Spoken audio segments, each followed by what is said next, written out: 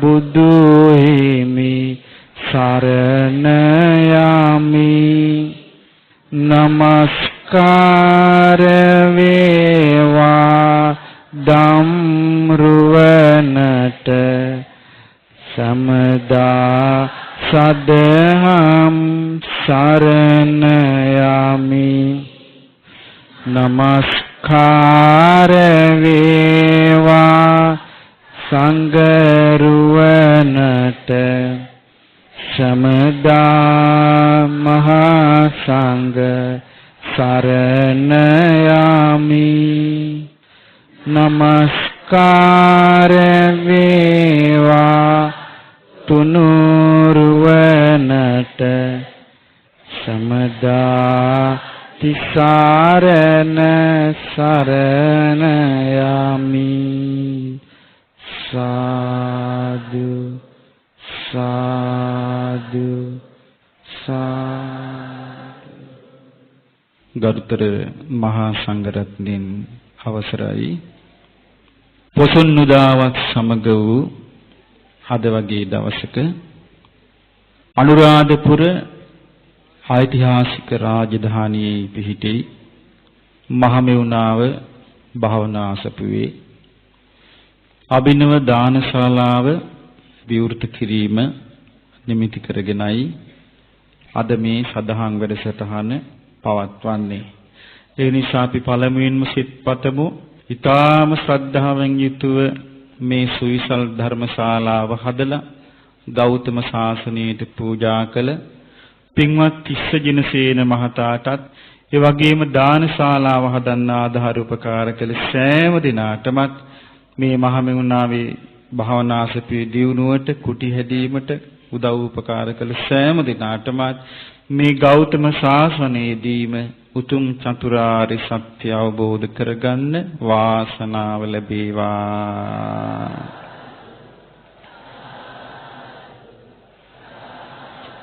ඒ වගේම මහමෙවුනාවේ ඒ ස්වාමින් වහන්සේලා විශේෂයෙන් පෞරාණිකතුන් මේ සංඝ පිරිසට ඉක්මනින්ම චතුරාර්ය සත්‍ය අවබෝධ කරගන්න මේ පින හේතු වාසනා වේවා.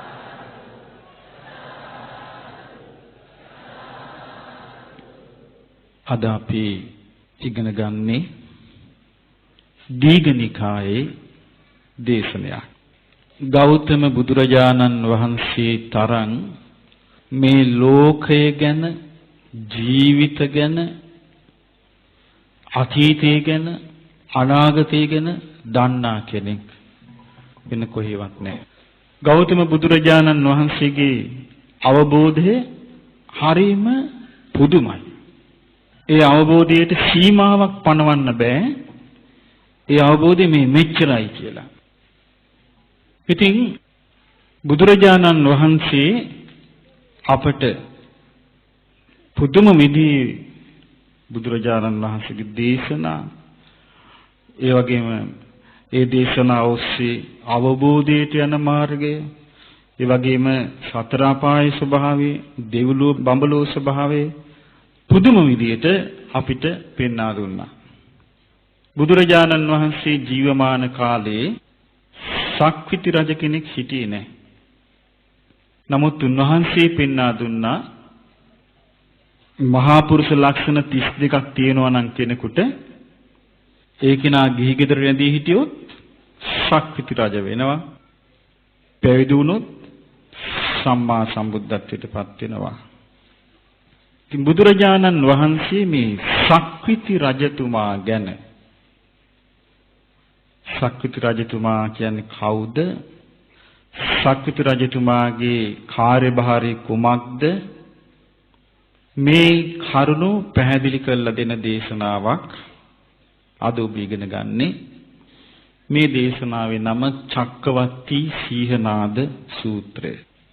ඒ දවස්වල බුදුරජාණන් වහන්සේ වැඩ සිටියේ මගධ රට මාතුල කියන නගරේ. භික්ෂුන් වහන්සේලා රැස් කළා මෙන්න මෙහෙම අවවාදයක් කළා. අත්ත දීපා භික්කවේ විහරත අත්ත සරණ අනඤ්‍ය සරණ. මහණෙනි, වාසය කළ යුත්තේ තමාව දීපය තමාව පිහිට කරගෙනයි. තමාව සරණ කරගෙනයි වාසය කළ යුත්තේ, වෙන බාහිර පුද්ගලයෙක් පිහිට කරගෙන නෙවෙයි. මේකෙන් අදහස් කරන්නේ මොකක්ද? මේකෙන් අදහස් කරන්නේ තමන්ගේ සසර දුකින් මිදෙන්න, එහෙම නැත්නම් සතර අපායෙන් මිදෙන්න බුදුරජාණන් වහන්සේ දේශනා කර වැඩපිළිවෙල තමන්ම වීරියෙන් අනුගමනය කරන්න කියලා. තමන්ම වීරියෙන් තමන් සීලේ පිළිපදලා ඉන්න නම් අන්න තමාව පිළිසරණ කරගත්තා. තමන්ගේ හිතේ ඇති වෙන අකුසල් දුරු කරන්න තමන් මහන්සි ගන්නවා නම් අන්න තමන් තමාව පිළිසරණ කරගත්තා. ඒක තමයි අත්ථ දීප අත්ථ සරණ. ධම්ම දීපා ධම්ම සරණ අනන්‍ය සරණ. දීප කියන්නේ එතන මේ පහන නෙවෙයි. පහට කියන්නේ පදීප. දීප කියන්නේ දිවයින. වතුරට යට වෙන්නේ නැති දූපත. ධර්මයේ තුලින් ගොඩනගා ගන්න කියනවා දූපත. ධම්ම සරණ ධර්මයේ පිහිට කරගන්න කියනවා. අනන්‍ය සරණ වෙන දෙයක් පිහිට කරගන්න එපා කියනවා. එතකොට ධර්මයේ පිහිට කරගන්න කෙනා පිහිට කරගන්නේ ධර්මයේ හැටියට මොකක්ද? පිහිට කරගන්නේ මොකක්ද කියන එක මෙන්න විස්තර කරනවා. මහණෙනි, තමාව දූපතක් කරගන්නේ කොහොමද? තමාව පිළිසරණ කරගන්නේ කොහොමද? ධර්මය දූපතක් කරගන්නේ කොහොමද? ධර්මයේ පිළිසරණ කරගන්නේ කොහොමද කියලා බුදුරජාණන් වහන්සේ විස්තර කරනවා මෙහෙම. මහණෙනි, යමෙක් තමාව පිළිසරණ කරගන්නවා නම්, ධර්මයේ පිළිසරණ කරගන්නවා නම් එයා කරන්නේ කය පිළිබඳව කායානුපස්සනාවෙන් වාසය කිරීමයි. ඔන්න තමා පිළිසරණ කර ගැනීම. ධර්මයේ පිළිසරණ කර ගැනීම. එයා කරන්නේ විඳීම්, Tamanට ඇතිවෙන සැප දුක් විඳීම් ගැන වේදනානුපස්සනාවෙන් වාසය කිරීමයි. සිත ගැන චිත්තානුපස්සනාවෙන් වාසය කිරීමයි. පංච උපාදානස්කන්ධ, ආයතන, ධාතු ආදිය ගැන, ආර්ය සත්‍ය ගැන නුවණින් විමසීම, ධර්මයන් ගැන ධම්මානුපස්සනාවෙන් වාසය කිරීමයි.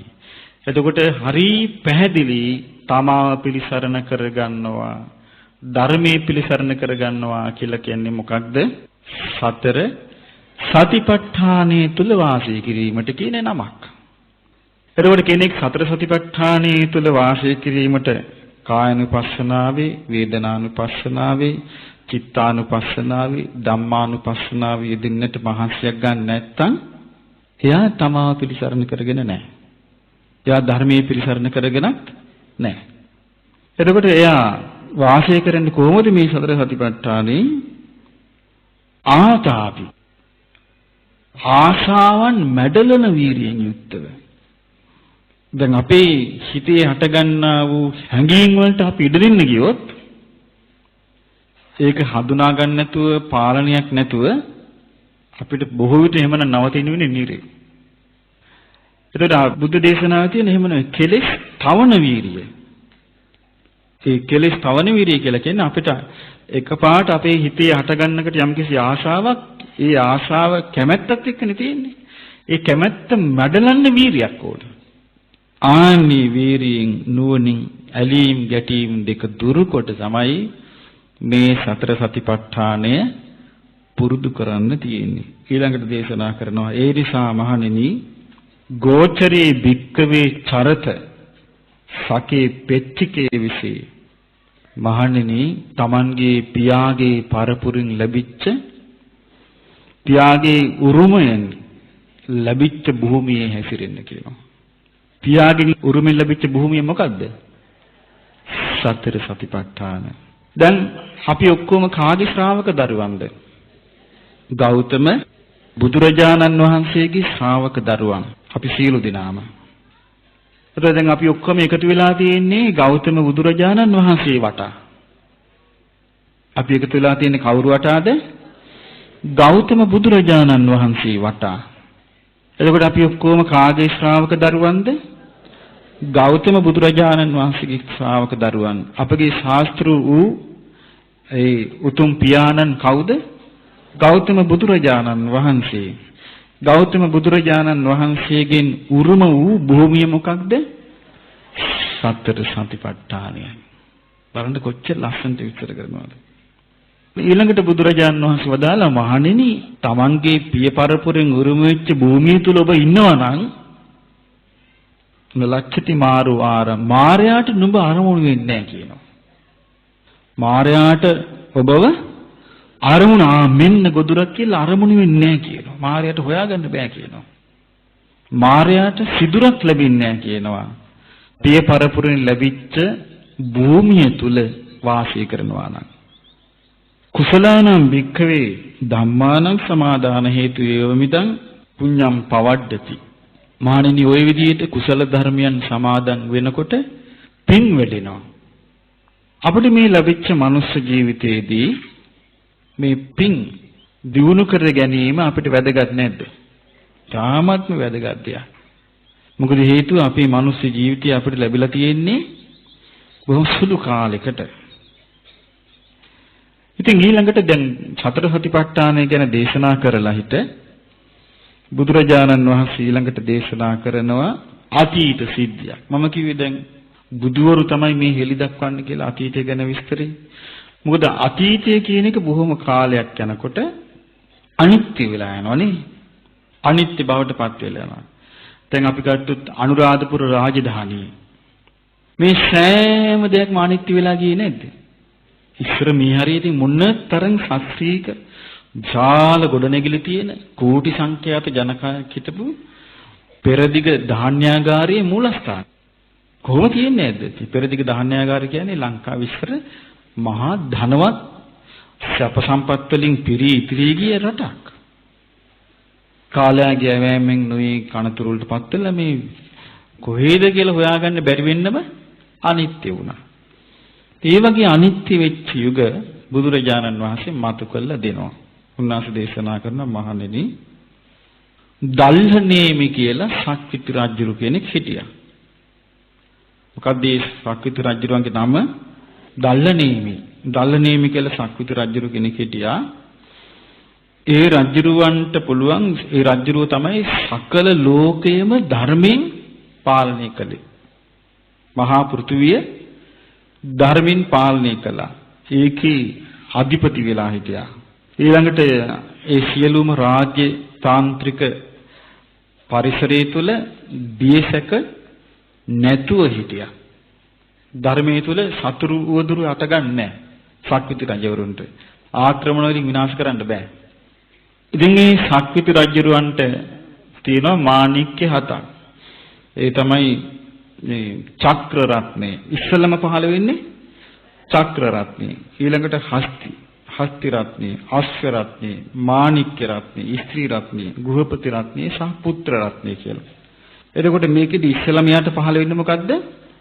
චක්‍ර රත්නේ. ඉතින් යා සෝදානා ඉන්නකොට මේ කර කැවෙන ඒකේ දහසක් අර තියෙන අර කරත්තරෝදි දැවි වගේ 1000ක් තියෙනවා. තියලා නැඹ තියෙන මේ කර කැවෙන මණිකක් පහළ වෙනවා. 이르දියෙන් පහළ වෙයි. දිව්‍ය මණිකක්. එතකොට ඒකට රජුරෝ පැන් වඩනවා. වම් අතින් කෙන්ඩිය අරගෙන දකුණු අතින් පැන් වඩ. පැන් වඩනකොට ඒ මණික කැරකෙනවා. කැරකෙන එකට සිවුරංග සේනාව, ඇත්තස්ත්‍රිය පාබල කියන සිවුරංග සේනාව මේ මණික පිටිපස්සෙන් යනවා. එතකොට අනිත් රාජධානි වල ඉන්න රජවරු මේ ශක්තිති රජතුමා එනකොට පිළි අරගෙන කියනවා, මහා රජතුමනි, ඔබ වහන්සේගේ දේශය මේක, ඔබ වහන්සේ අපිට අවවාද කරන්න කියලා. ඉතින් ඒ කෝ මිනිසුන්ගේ පංචශීලයේ පිටවනවා. එහෙම තමයි මේ ලෝකේ ශාස්ත්‍රීයක උනේ. ඉතින් මේ දල්ලනේම කියන රජුරෝ ඒ අවුරුදු 10 ගාණක් දැන් රජකම් කළා. ඒ රජුරෝ තමන්ගේ පුරුෂයෙකුට කියනවා, එම්බා පුරුෂය, මේ චක්‍ර රත්නය මේ තියෙන තැන, මේ චක්‍ර රත්නේ තියෙන්නේ ඇතුළේ නගරේ දොරටුව ළඟ. ඒක ස්ථිරව හිටිනවා. මේක වෙනස් වුණොත් තිබිච්ච තැනින් කියන්නේ කියලා. ඊට පස්සේ අවුරුදු 10 ගාණක් ගියාට පස්සේ මේ සේවකයෝ දැක්කා ඒක තිබිච්ච තැන නැහැ. චක්‍රවර්ති මාණික්ක තියෙන්නේ දැන් වෙන තැනක. එතකොට ගිහිල්ලා දේවයන් වහන්සේ ඔන්න චක්‍රවර්ති මාණික්කය දැන් වෙන තැනක තියෙන එතන නැහැ කිව්වා. ඊට පස්සේ රජුරුව මොකද කරේ? සම්පූර්ණයෙන් එයාගේ කුමාරයන්ව කැඳවලා වැඩිමහල් කුමාරයාට කියනවා කුමාරය ඔන්න චක්‍රවර්ති මේ මාණික්කය දැන් තිබිච්ච තැන නෑ දැන් වෙන තැනක තියෙන්නේ. තව ටික දවසකින් ඕක අතුරුදහන් වෙනවා. ඒ කියන්නේ දැන් කියන කුමාරේ දැන් මගේ ආයුෂ ඉවර වෙගෙන මේ යන්නේ. ඒ නිසා දැන් මට මේ මනුස්ස ලෝකේ සැප විඳ ඇති. දැන් මං යනවා දිව්‍ය ලෝකේ සැප විඳින්න. කවුද කියන්නේ? අර ශක්තිති රජුරෝ කියනවා මම දැන් දෙවියන් අතරට යනවා. ඒ නිසා මට දැන් මහාන වෙන්න ඕනේ. දැන් මේ දේශපාලනඥයෙක්නේ. දැන් කියන මම ඔක්කොම අත්හැරලා මට දැන් මහාන වෙන්න ඕනේ මම දැන් පැවිදි වෙනවා කියලා රජතුමා මොකද කළේ? දරුවට මේක බාර දෙනවා. බාර දීලා පැවිදි වුණා. පැවිදි වෙලා දවස් 7යි ගියේ. අර චක්‍රවර්ති මාණික්කේ නොපෙනී ගියා. අතුරුදහන් වුණා. ඊට පස්සේ අර ඔටුනු පළඳල දැන් ඉන්නේ පුතානේ. පුතා ඉක්මනට ගියා අර රාජ ඊරිසින්නාංශ ළඟට. ගිහින් කිව්වා අනේ දේවයන් වහන්සේ නුඹ වහන්සේ ඉන්දෙද්දී තිබිච්ච මේ චක්‍රවර්ති මාණික්කේ නොපෙනී ගියා. අතුරුදහන් මේ මැනික දැන් නැහැ කිව්වා. ඊට පස්සේ මේ පැවිදි වෙලා ඉන්න මේ රාජ ඊරිසින්නාංශ කියනවා පුතා ඔය දිව්‍ය වූ ශක්ති මැනික අතුරුදහන් වුණා කියලා අඬන්න එපා. ඕකට හිත නරක කරගන්න එපා. ශෝක කරන්න එපා. ඕක මේ පියාගෙන් පුතාට ලැබෙන දෑවැද්දක් නෙවෙයි. ඕක ලැබෙන්න නම් ආර්ය ශක්තිවත් චක්‍රවර්ති කෙනෙකුට ඕමනා කරන ගුණධර්ම ටික නුඹ පුරුදු කරන්න. ඊට පස්සේ ආර්ය ශක්තිවත් පුරුදු කළා පොහොය දවසට හිස සෝදා නාලා උඩ තට්ටුවට ගිහිල්ලා සඳලු තලයට උපෝසත සිල් සමාදන් වෙලා ඉන්න. එතකොට මේ දහසක් අර ඇති නැබ සහිත මේ කර කැවෙන චක්‍රවර්ති මාණික්කේ පහළ වේ. ඊට පස්සේ අහනවා මේ අනේ එහෙමනම් පියාණනි මේ චක්‍රවර්ති මාණික්කේ ලබා ගන්න තියෙන ශක්තිවත් මොනවාද? එතකොට එහෙනම් පුතා නුඹ ධර්මයටම සලකපන්. එතකොට මේ කවුද කියන්නේ? තාත්තා කියන පුතාට කියන පුතා ධර්මයටම සලකන්න. ධර්මයටම සත්කාර කරන්න. ධර්මයටම ගෞරව කරන්න. ධර්මයටම පූජා කරන්න.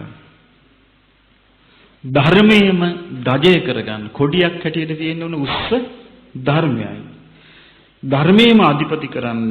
ධාර්මිකව මිනිස්සුන්ට රැකවරණ සලසන්න කියනවා. Tamanගේ ජනපදයේ ඉන්න මිනිස්සුන්ට ධාර්මික ආරක්ෂාව සපයන්න. Tamanගේ සේනාවට ධාර්මිකව සලකන්න. Tamanගේ ක්ෂත්‍රීය රාජ පිරිසට ධාර්මිකව සලකන්න. බ්‍රාහ්මණ ගෘහපතිවරුන්ට ධාර්මිකව සලකන්න. ඒ වගේම ඈත ජනපදවල ඉන්න අයටත් ධාර්මිකව සලකන්න. ශ්‍රමණ බ්‍රාහ්මණවරුන්ටත් ධාර්මිකව සලකන්න. ඊළඟට සතාසි උපාවාටත් ධාර්මිකව සලකන්න. ඊළඟට වැඩපිළිවෙලක් යොදන්න. මේ කියන්නේ පුතාට කියන්නේ පුතාගේ මේ විජිතේ තුල කිසිම අධර්ම වැඩක් සිද්ධ වෙන්න දෙන්න එපා. ඊළඟට තව එකක් කියනවා මේ විජිතේ ඉන්න පුළුවනි සල්ලි නැති අය, ධනය නැති අය. ආනේ අයට ධනය, සල්ලි නැති අයට සල්ලි ලැබෙන්න සලස්වන්න. ඊළඟට කියනවා මේ විජිතේ ඉන්නවා, ඔබේ විජිතේ ඉන්නවා ශ්‍රමණ බ්‍රාහ්මණවරු ඉන්නවා වීරිය කරන, ධර්මය අවබෝධ කිරීමට වීරිය කරන, ඉවසන, ඊළඟට ගුණ ධර්ම දිනු කරන ආන්නේ ශ්‍රමණයන් වහන්සේලා ඉන්නවා සිත দমনය කරන, සිත සංසිඳවන, පිරිනිවීමට මහන්සි වෙන ශ්‍රමණ බ්‍රාහ්මණවරු ඉන්නවා. අන්න උන්වහන්සේලා හොයාගෙන යන්නේ. ගිහිල්ලා අහන්න කිම් බන්තේ කුසලං, ස්වාමීනි කුසල් කියන්නේ මොනවාද? කිං අකුසලං, අකුසල් කියන්නේ මොනවාද? කිං සාවජ්ජං, වැරදි සහිතයි කියන්නේ මොනවාද? කිං අනවජ්ජං, වැරදි නැtei කියන්නේ මොනවාද? මොකද්ද සේවනය කළ යුත්තේ? මොකක්ද සේවනය නොකළ යුත්තේ? මොකද්ද කළ යුත්තේ? මොකද්ද නොකළ යුත්තේ කියලා හැම එකක්ම අහන්න කිව්වා. අහලා කරන්න කිව්වා. දැන් මේ කාටද මේ අවවාද කළේ? චක්‍රවර්ති රජෙක් වෙලා හිටපු තාත්තා මහාන වෙලා හිට දැන් කාටද කියන්නේ? පුතාට කියනවා මේ ශක්විති රජ කෙනෙක් බවට පත් වෙන්න සුදුසුකම්. මොනවද මේ සුදුසුකම් කිව්වේ? ධර්මයට ගරු සම්මාන දැක්වීම. ඊළඟට තමන්ගේ රටවැසියන්ව ධාර්මිකව සැලකීම. බලසේනාවට ධාර්මිකව සැලකීම. ක්ෂත්‍රීය වංශිකයන්ට ධාර්මිකව සැලකීම. බ්‍රාහ්මණ ගෘහපතිවරුන්ට ධාර්මිකව සැලකීම. ඈත නියම්ගම් ජනපද වාසීන්ට ධාර්මිකව සැලකීම. ශ්‍රමණ බ්‍රාහ්මණින් වහන්සේලාට ධාර්මිකව සැලකීම. සතාසීපාවන්ට ධාර්මිකව සැලකීම සහ අධර්මයට ඉඩ නොතිබීම, නොතැබීම. ඊළඟ එක සල්ලි නැති අයට තම තමන්ගේ ජීවන මාර්ග දියුණු කරගන්න ධනෙ ලබා දීම. එතනින් නවතින්නේ නැහැ. ඊළඟ එක මොකද්ද?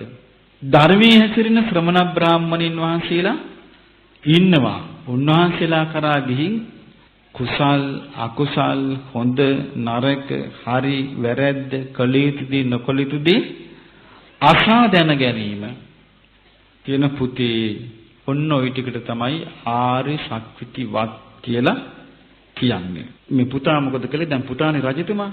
පුතා මේක අහගෙන ගිහිල්ලා ඕන්න දැන් මෙයා මේ ඔක්කොම පුරුදු කරන්න පටන් ගත්තා. ධර්මයට ගරු කළා, ධර්මිකව සැලකුවා, අධර්මයට ඉඩ දුන්නේ නැහැ. ඊළඟට මේ සල්ලි නැති අයට සල්ලි දුන්නා, ධනෙ නැති අයට ධනෙ දුන්නා, කුඹුරු නැති අයට කුඹුරු දුන්නා, හරක බාන නැති අයට හරක බාන දුන්නා. ඒකට මේ විදිහට මිනිස්සු ධනවත් වුණා. ඊට පස්සේ හොඳ නරක ගැන කතා කරන්න පටන් ගත්තා. ඊට පස්සේ මිනිස්සු නරක අයින් කළා, හොඳ දියුණු කළා. ඔන්න දැන් මෙයාට හිතුණා දැන් ආර්ය ශක්තිවත් දැන් මං පුරුදු කරලා තියෙනවා. ඊට පස්සේ මොකද කළේ? දවසක් මේ කල්පනා කරලා දැන් තාත්තා කිව්වනේ මේ එහෙම පුරුදු කළා හිට මොකද කරන්න කිව්වේ? පොයේ දවසට වතුර නාලා සුදු පිරුවට ඇඳගෙන උඩ තට්ටුවට නැගලා සඳුරු තලයේ ඉඳගෙන උපෝසතේ සමාදන් වෙලා ඉන්න කිව්වා. දැන් මෙයා හිටියා.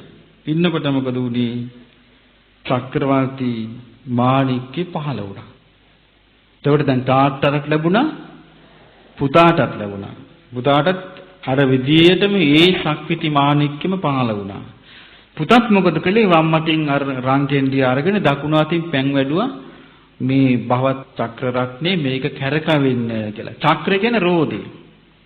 එතකොට මේක කරකැවෙන්න කිව්වා. කියන එකට මොකද වුනේ? කරකැවි කැවි ගියා. මේක ඉරිදි බලෙන් වෙන්නේ පිනට. ඉතින් අර පිරිස මොකද කළේ? චතුරංගනී සේනාව. ඒ කිව්වේ 70 ශ්‍රිය පාබල කියන චතුරංගනී සේනාව පිටිපස්සෙන් යනවා. දැන් ගිහිල්ලා හැමතැනම දැන් මෙයාට යටත් වුණා. මෙන්න මෙයා කියන කරුණු ටික. පාණෝ න හන්තබ්බෝ, මනුෂ්‍ය ඝාතන කරන්න එපා. සත්ව ඝාතන කරන්න එපා. ඊට පළවෙනි එක මොකද්ද? මනුෂ්‍ය ඝාතන නොකිරීම. ඝාතන කරන්න එපා. අදින්නම් නාදාතබ්බං, තමන්ට දීපු නැති කිසිවක්, අනුන් සතු දේවල්, නොදුන්න කිසි දෙයක් සොරසිතින් ගන්න එපා. කාමේස මිච්ඡාන චරිතබ්බං, වැරදි කාම සේවනයේ යෙදෙන්න එපා. මුසා නභාසිතබ්බා, බොරු කියන්න එපා. මජ්ජං නපාතබ්බං, මද්ය පාණය කරන්න එපා. යතා බුත්තංච බුන්දචාච. ඕගොල්ලෝ කාලා බීලා ජීවත් වෙන විදිහට ඉන්න කියලා තමයි මේ සක්විති රජුරු කරන අනුශාසනාව. ඒතර සක්විති රජුරන්ගේ අනුශාසනාව තුළ මොකද තියෙන්නේ? පංචශීලය. පංචශීලයේ තියෙන්නේ. අද තියෙන පරිහානිය මොකද්ද අපිට තියෙන්නේ? පංචශීලයේ කවුරුත් දන්නවනේ. නමුත් මේ පංචශීලයේ ආරක්ෂා කිරීමට කාටත් ආසාව තියෙනවනේ. නමුත් නැත්තේ මොකද්ද? වීරිය නැහැ. වීරිය නැහැ. ඒ නිසා අකුසල් වෙනකොට ඒ අකුසල් පස්සිය යන ඒ අකුසල් වලට යට වෙනවා. ඒ නිසා වීරිය නැහැ.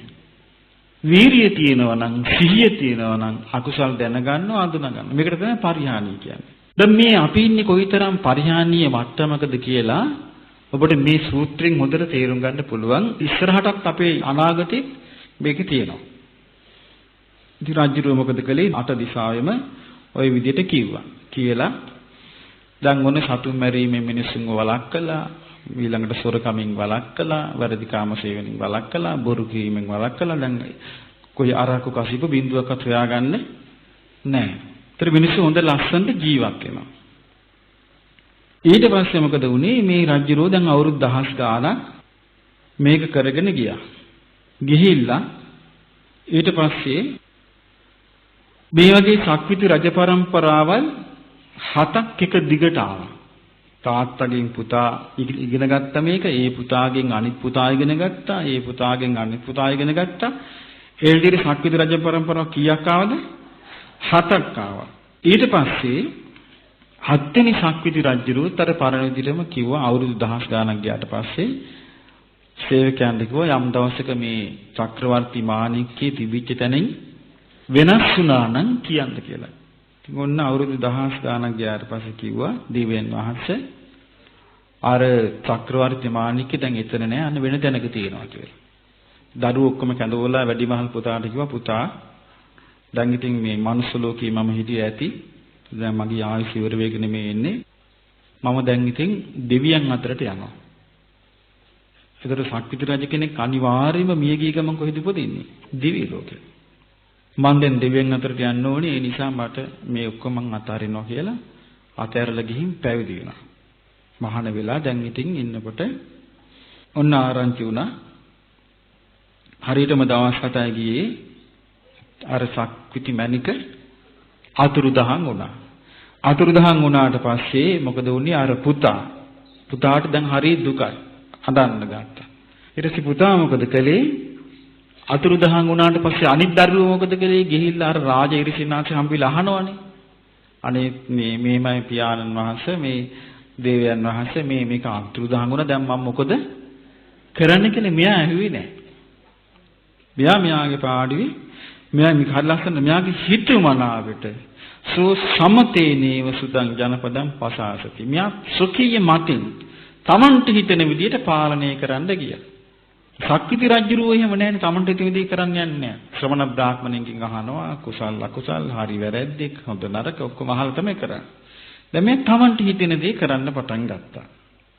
තමන්ට හිතෙන දේ කරන්න පටන් ගත්තාම අර කලින් වගේ ශාස්ත්‍රීයක වෙන්නේ නැහැ.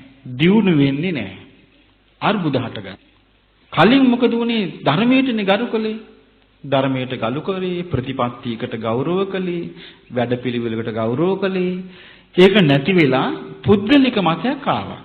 තමන්ට හිතෙන විදිහට තමන් කරගෙන යනවා කියලා. ඊට පස්සේ මොකද වුනේ? ඇමතිවරු පිරිස උපදේශ දෙන අය ඔක්කොම රැස් වුණා. රැස් වෙලා කිව්වා දේවයන් වහන්සේ දැන් තමුන්නාන්සේ තමන්ගේ හිතුමනාපිට තමයි පාලනය කරගෙන යන්නේ. තමුන්නේ හිතුමනාපිට මේ පාලනය කරගෙන යෑමෙන් තමයි මේ ධනපදවල මේ අවුල් හටගන්න පටන් අරන් තියෙන්නේ. ඒ නිසා සක්විතිවත් ඇති කරගන්න ඕනේ. කො දේවයන් වහන්සේ දැන් තාත්තත් මැරුණා. රාජරිසිනාසෙත් මැරිලා. කිව්වා දේවයන් වහන්සේ සක්විතිවත් අපි දන්නවා අපෙන් අහන්න කියලා කිව්වා. ඊට රාජ්‍යරෝ කියනවා එහෙනම් ඔහෙලා කියන බලන සක්විතිවත් කියලා කිව්වට පස්සේ සක්විතිවත් ඇහුවට පස්සේ කිව්වා අර විදිහටම කිව්වා ධර්මයට සලකන්න ධර්මයට ගරු කරන්න ඊළඟට ධාර්මික රැකවරණ යොදන්න තමන්ගේ රටවැසියන්ට ධාර්මික රැකවරණය යොදන්න. ඊළඟට කිව්වා ක්ෂත්‍රිය වරුන්ට ධාර්මික රැකවරණය යොදන්න. බ්‍රාහ්මණ ගෘහපතිවරුන්ට ධාර්මික රැකවරණය යොදන්න. ඊළඟට නිගම් ජනපද වාසීන්ට ධාර්මික රැකවරණය යොදන්න. ශ්‍රමණ බ්‍රාහ්මණයින්ට ධාර්මික ආරක්ෂාව සපයන්න. ඊළඟට කිව්වා සතාශීපාවට කුරුල්ලන්ට ධාර්මික ආරක්ෂාව යොදන්න. අධර්මයට ඉඩ දෙන්න එපා. ධර්මයේ පුරුදු කරන්න. ධනෙ නැති අයට ධනෙ දෙන්න. ශ්‍රමණයන් වහන්සේලා ගාවට ගිහිල්ලා ධර්මය ඉගෙන ගන්න කියලා කිව්වා. මෙයා මොකද කළේ? කොටසක් කළා. ධාර්මික රැකවරණය දෙවුවා. ධනෙ නැති අයට ධනෙ දුන්නේ නැහැ. ධනෙ නැති අයට ධනෙ දුන්නේ නැහැ. ධනෙ නැති අයට ධනය නුදුන්නාම දිලුදුකම වැඩි වුණා. දිලුදුකම වැඩි වුණා. දිලුදුකම වැඩි වුණාම මොකද කළේ? මිනිස්සුෙකුට ජීවත් වෙන විදියක් නැතිකමටම ඒ මිනිසයා අනුන් සතු දෙයක්, Tamanට නුදුන් දෙයක් හොරෙන් ගත්තා. එතකොට ඉස්සෙල්ලාම ඇතිලා තියෙන්නේ ප්‍රාණඝාතය නෙමෙයි. ඉස්සෙල්ලාම ඇතිලා තියෙන්නේ සොරකම. අනුන් නුදුන් දෙයක් හොරෙන් ගත්තා. ගත්ත ගම මිනිස්සුන්ට හරි පුදුමයි මේක. මොකද්ද මේ? තමාසට නොවන දෙයක් අන් කෙනෙක් පැහැර ගැනීම. ඒ මිනිස්සු මොකද කළේ? මියාව ඇල්ලුවා. අල්ලගෙන ගිහලා රජුරවන්ට පෙන්නුම් කළා. රාජපුරුෂිත් එක්ක රජතුමනි මෙන්න මෙයා නොදුන් දෙය අනුන් සතු දෙය හොරකම් කළා. ඒකට රජුරු යහුව හැබැයිද උඹ මේ අනුන් සතු දෙයක් හොරාට ගත්තද කියලා. එහෙමයි දෙවියන් වහන්සේ කිව්වා. ඒකට ඊකල බොරු කියන්නේත් නැහැ. එහෙමයි දෙවියන් වහන්සේ. ඒ මොකෝ උඹ ගත්තේ මේක හොරකම් කළේ ඇයි කියලා ඇහුවා. ඊට පස්සේ කිව්වා මේ අනේ දෙවියන් වහන්සේ මං හොරකම් කළේ මට ජීවත් වෙන්න විදිහක් නැතිකමටයි. එහෙනම් ඔබට මං සල්ලි දෙන්නම් කියලා මොකද කළේ? රජුරෝ අර හොරාට ජීවත් වෙන්න සල්ලි දුන්නා. දැන් හොරා බොහොම සතුටින් ගියා. ඉතින් රජුරු සල්ලි දීලා කිව්වා දැන් ඊට පස්සේ හොරකම් කරන්න එපා. දිමාපියන් සලකපන්, අමුදරුවන්ට සලකපන්, මේ බිස්නස් එකකට යොදවපන්. දැන් ඉතින් ඔතින් හිටපන්. දැන් ගියා. ඊට පස්සේ තමත් මිනිස්සෙක් හොරකම් කළා. ආයමත් වෙන මිනිස්සෙකුත් අර විදියට සොරකම් කළාම සොරාව අල්ලගෙන රජුරු ඉස්සරහට ගෙන ආවා. රජුරු ඉස්සරහට ගෙන ආවම දේවයන් වහන්සේ මේ පුද්ගලයා සොරකම් කළා. නුදුන් දී ගත්තා. මේක හොරෙක් කිව්වා. හැබැයිද කියලා කිව්වා. නුඹ මේ හොරකම් කළා කියන්නේ හැබැයිද කියලා. අනේ ස්වාමීනි ඒක හැබැයි කිව්වා. මම හොරකම් කළා කිව්වා. ඇයි හොරකම් කළේ කියලා ඇහුවා. ස්වාමීනි මට ජීවත් වෙන්න විදියක් නෑ කිව්වා. ඉතින් භාණ්ඩාගාරට අනකලා රජුරුව මේකට සල්ලි දෙන්න කිව්වා.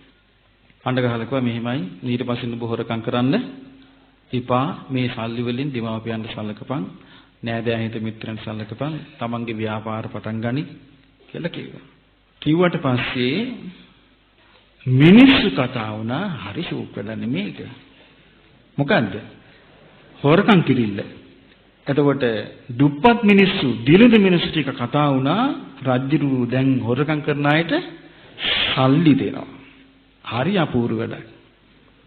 ඒ නිසා අපි දැන් කරන්න තියෙන වැඩේ තමයි සොරකම. කියලා මිනිස්සු කතා වෙලා මොකද කළේ? එතකොට අපිට සල්ලි දෙවි කියලා මිනිස්සු කණ්ඩායම් හැදිලා සොරකම් කළා. සොරකම් කළාම අල්ලුවා පුරුෂයෙක්. අල්ලා එක්කන් ගියා. එක්කන් ගියාට පස්සේ අහුව හැබැයිද නුඹ මේ හොරකම් කළා කියලා. අනේ ස්වාමීනි ඒක හැබෑව කිව්වා. ඇයි සොරකම් කළේ? අනේ දේවයන් වහන්සේ මට ජීවත් වෙන්න විදිහක් නෑ. රාජ්‍යරුව කල්පනා කළා මේ වැඩි හරියන්නේ නෑ. මේ හොරකම් කරන ගානේ හොරුන්ට සල්ලි දෙන්න ගිහිල්ලා මේක හරියන්නේ නෑ. මේක මරලා දාන්න ඕනේ. ඒ රාජ්‍යරුව මොකද කළේ? කිව්වා මේ වැඩි හරියන්නේ නෑ. දැන් දෙන්නේ නෑ නුඹලාට ධනෙ. දැම්ම හොරකම මම ඉවර කළා දානවා. හොරකම ඉවර කළා දානවා. ඒකට කරන්න තියෙන්නේ මේ හොරකම් කරන ඒවා අල්ලලා මාරලා දාන්න එක කියලා රාජ්‍යරුව නියෝගයක් කියලා මේක ආරම් ඵලයන් ගිහිල්ලා ආද්දක පිටපස්සට වැඳපම් අඬ බෙරග ගහ හැම තැනම ඇවිද්දෝලා අර දකුණු දොරටුවෙන් එළියට ගෙනිලා මරාපන් කියලා. ඔන්න ඉස්සල්ලාම ඇති වුණා හොරකම, ඊළඟට ඇති වුණා ප්‍රාණඝාතය. ඒතර ප්‍රාණඝාතී කියන එක හොඳට තේරෙන තැනක් ඒක. ඊට පස්සේ මොකද කළේ? අරගෙන ගෙනහිල්ලා අඬබෙර ගහ අරගෙන ගිහිල්ලා දකුණු දොරටුවෙන් එළියට අරන් ගිහිල්ලා මේ හොරාව ඝාතනය කළා. ඊට පස්සේ මිනිස්සුන්ට ආරංචි වුණා අන්න රජුරුන්ට හොරෙක් කවුණා. ඒ හොරාට සල්ලි දුන්නේ නැහැ. ඒ හොරාට සල්ලි දුන්නේ නැහැ. රජුරුව මොකද කළේ? ඒ හොරාව මැරෙව්වා. ඊට පස්සේ කල්පනා කළා හොරු ටිකට කේන්ති කියලා. හොරු කල්පනා කළා දැන් අපිට සල්ලි දෙන්නෙත් නැහැ. අපිට දැන් හොරකම් කර කර ඉන්න වෙලා තියෙන්නේ. එහෙනම් අපිට කරන්න තියෙන්නේ අපිත් මරමු. කියලා මොකද කළේ? ආයුධ ලෑස්ති කරන්න පටන් ගත්තා. පටන් අරගෙන සම්පූර්ණ ආයුධ ලෑස්ති කරගෙන ඔන්න ගම් නියංගම් විනාශ කරන්න පටන් ගත්තා. පාරේ යන බංකොල්ල කන්න පටන් ගත්තා. ඔන්න මොකද කළේ? ඉස්සෙල්ලම ඇති උනේ මොකද්ද? දිලිදුකම. ඉස්සෙල්ලම ඇති උනේ මොකද්ද? දිලිදුකම. දිලිදු එක්කිනාට ධනෙ නැතුව ගියා. ඒක තමයි ඉස්සෙල්ලම ඇති වෙච්ච ප්‍රශ්නේ. දිලිදු එක්කිනාට ධනෙ නැතිවීම නිසා එයා පෙළඹුණා සොරකම් කරන්න. ඒක තමයි දෙවෙනි ප්‍රශ්නේ. සොරකම් කිරීම තුළ විසඳුම හොයාගන්න බැරි වෙච්ච නිසා රජුරෝ තේරුම් ගත්තේ මේ සොරකම නැති කරන්න දිලින්දන් ධනවත් කරන්න ඕනේ කියලා නෙමෙයි. රජුරු හිතියේ මොකද්ද? සොරා මරන්න ඕනේ කියලා හිතුවා. අන්න බලන්න තමන්ගේ මතයෙන් පාලනය කරන්න ගිහලා වෙනදී. ඉස්සලා සොරාට සල්ලි දුන්නා. ඒක දැන් බේරලා ඉවර කරන්න බෑ. මොකද සොරාටනේ සල්ලි දෙන්නේ. දිලින්දාට නෙමෙයිනේ. එතකොට මොකද වුනේ? සොරා දිගට හරහාට හොරකම් කරන්න පටන් ගත්තා. ඊට පස්සේ රජුරු කල්පනා කළා මේ සොරමුල් සමූල ඝාතනය කරන්න ඕනේ කියලා පටන් ගත්තා. එතකොට මොකද වුනේ? ප්‍රාණඝාතය ඇති වුණා. ප්‍රාණඝාතය ඇති වුණාම මොකද වුනේ? දැන් ඔන්න පටන් ගත්ත දිනුදිකම සොරකම පටන් ගත්ත ප්‍රාණඝාතය ඇති වුණා. අකුසල් දෙකයි. අකුසල් කීයක්ද? ඒ කාලේ මිනිසුන්ගේ වයස අවුරුදු 80000යි.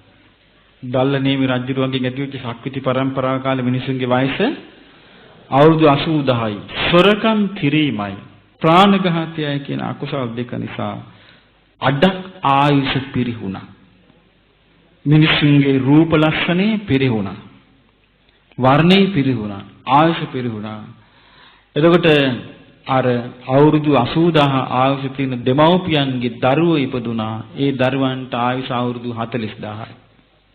නායුෂ අඩක් අඩු වුණා. ඊට පස්සේ මොකද වුනේ? ආයි හොරු අල්ලගත්තා. අල්ලගත්තට පස්සේ දැන් හොරු දන්නවා දැන් මරනවා. රජුට ඇහුවා හැබැයිද නුඹ හොරකම් කළාද?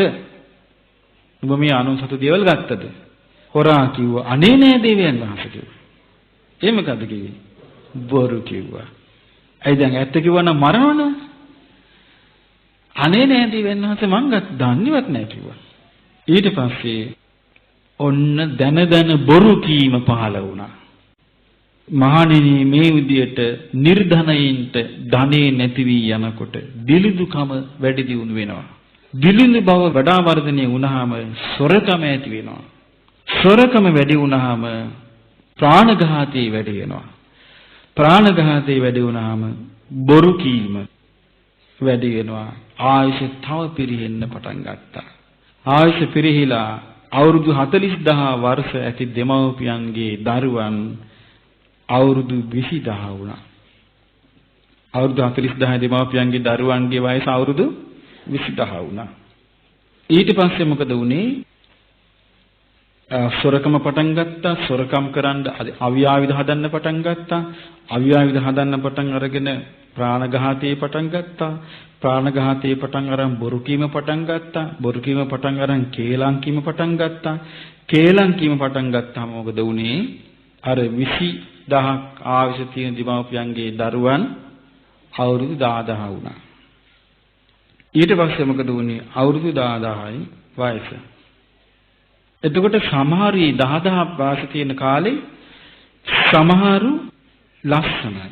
සමහරු කැතයි. එතකොට සමහරු ලස්සනයි සමහරු කැතයි. මේ වගේ වෙනකොට සමහර ලස්සන අය දැක්කහම මේගොල්ලන්ට ඇති වුණා රාගය. මොකක්ද ඇති උනේ? රාගය ඇති වුණා. රාගය ඇති වෙලා මොකද කළේ?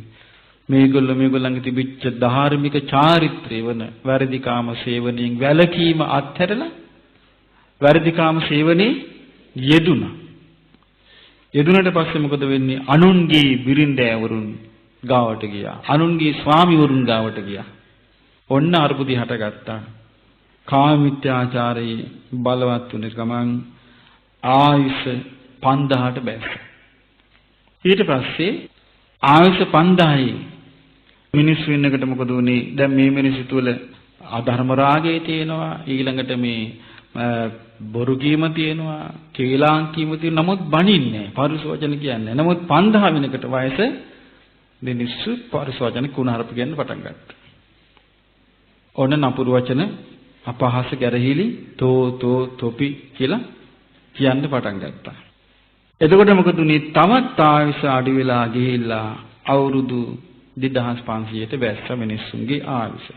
ඊට පස්සේ මොකද උනේ? මේ මිනිස්සුන්ගේ ආයුෂ 2500ට බහිනකොට මේ සත්‍යයන්ගේ ආයුෂ පිරුණා, වර්ණී පිරුණා, නුවණ පිරුණා. ඊට පස්සේ මොකද උනේ? මිනිස්සු තුල අර පරුස වචන කියන්න පටන් ගත්තාම අනුන්ගේ දේවල් වලට ආශා කිරීමයි ව්‍යාපාදයයි මනසින් අකුසල් කරන්න පටන් ගත්තා. Taman සතු දේවල් Tamanට නැති වෙනකොට අනුන් සතු දේවල් දිහා බලලා අනේ මේවා මට ඇත්නම් අරුන්ට විතරක් මොකද කියලා හිතන්න පටන් ගත්තා. එතකොට මොකද උනේ? අවිද්‍යාව. අනුන් සතු දේවල් වලට ආශා කිරීම, ද්වේෂයට ගත්තා. එතකොට ආයමත් මොකද උනේ? මිනිස්සුන්ගේ ආයුෂ අවුරුදු 1000ට බැස්සා. ඊට පස්සේ ඒ මිනිස්සු තුළ දැන් මේ අධර්ම රාගයයි ලෝභයයි මේ ඔක්කොම නිසා මිනිස්සු තුළ පින්පව පිළිබඳ විශ්වාසය අඩු වෙන්න පටන් ගත්තා. මිනිස්සුන්ගේ ආයුෂ අවුරුදු 500ට බැස්සා. ඊට පස්සේ මොකද උනේ? අවුරුදු 500ක් ආයුෂ ඇති මිනිස්සුන්ගේ දරුවන්ගේ ආයුෂ අවුරුදු 250ක් වුණා. ඊට පස්සේ අවුරුදු 250 වෙනකොට මිනිස්සුන්ගේ ආයුෂ මිනිස්සු දෙමව්පියන්ට සලකන්නේ නැතුව ගියා. අම්මට තාත්තට සලකන්නේ නැතුව ගියා. වැඩිහිටියන්ට සලකන්නේ නැතුව ගියා. ගුරුවරුන්ට සලකන්නේ නැතුව ගියා. ශ්‍රමණ බ්‍රාහ්මණවරුන්ට සලකන්නේ නැතුව ගියා. ඊට පස්සේ මොකද වුනේ? මේකේ තියෙනවා මහණෙනි මේ ආකාරයෙන් ධනෙ නැති අයට ධනෙ නොලැබීම නිසා දිලිඳු බව වැඩි වුණා. දිලිඳු බව වැඩි වීම නිසා සොරකම වැඩි වුණා. සොරකම වැඩි වීම නිසා අවියාවිද පරිහරණය ආවා. අවියාවිද පරිහරණය නිසා ප්‍රාණඝාතය ඇති වුණා. ප්‍රාණඝාතය වැඩි වීම නිසා බොරු කීම වැඩි වුණා. බොරු කීම වැඩි වීම නිසා කේලාම් කීම වැඩි වුණා.